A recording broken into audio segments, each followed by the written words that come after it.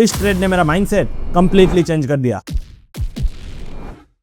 एक महीना हो गया मुझे इस ट्रेडिंग चैलेंज को स्टार्ट किए और मेरा account day by day loss में ही जा रहा था। पिछले 26 ट्रेड में मेरा 25% कैपिटल लॉस हो गया था।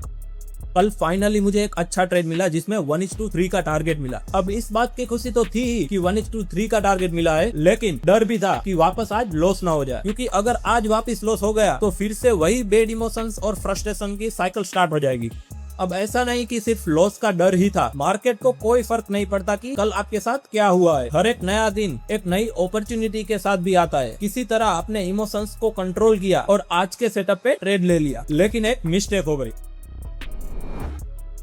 ट्रेड तो ऑलरेडी लॉस में चल रहा था, लेकिन थोड़ी ही देर में बिटकॉइन में न्यूज आने वाली थी जिसमें मेरा एसएल फ्रैक्शन ऑफ द सेकंड में हिट हो सकता था। लेकिन अगर मेरे ट्रेड की डायरेक्शन में मूव आता है तो एक बड़े प्रॉफिट का चांस था। फियर एंड ग्रीड के इमोशंस का रोलर कोस्टर स्टार्ट हो गया। अब तक मेरा ट्रेड थोड़े प्रॉफिट में आ गया था, तो मैंने एसएल को ट्रेल कर लिया ताकि रनिंग प्रॉफिट लॉस में कन्वर्ट ना हो जाए। सिर्फ एक ही मिनट बाकी था न्यूज में और वॉलीटिलिटी बढ़ने लगी। वॉलीटिलिटी के साथ मेरी हार्ट बीट भी बढ़ने लगी।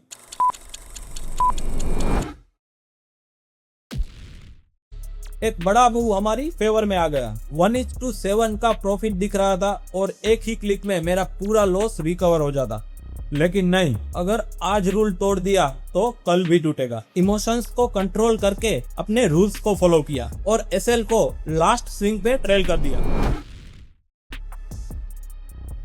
1:5 पे ट्रेलिंग एसएल हिट हो गया।